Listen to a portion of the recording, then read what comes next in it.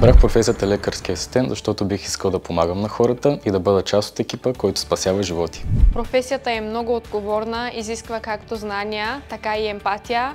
За мен професията лекарски асистент е призвание. За нея се изисква душа, сърце и отдаденост. Една сбъдната мечта. След като завърша, искам да практикувам в спешна помощ, защото там мисля, че ще съм най-полезен за хората. За бъдеще имам мечта да си открия собствена практика и да бъда полезна на хората. След като се дипломирам, искам да работя в сферата на спешната помощ. Бих искала да се реализирам в България и да се фокусирам върху райони с ограничен достъп на медицински кадри.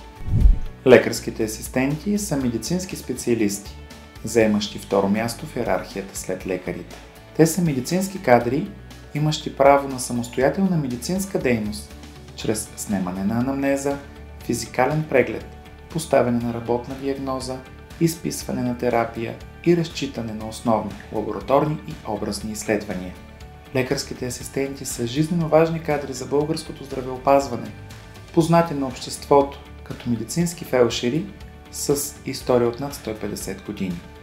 Тези професионалисти заемат основно работни места в центровете по спешна медицинска помощ и предимно в детско училищно здравеопазване в страната. Работят също при общо практикуващи лекари, в болничната медицинска помощ и други сфери от здравеопазването, в които е необходима квалифицирана медицинска помощ.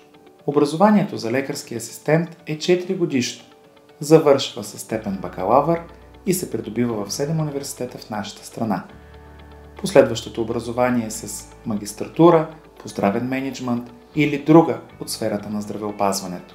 Ако искаш да бъдеш полезен за българското здравеопазване, стани лекарски асистент.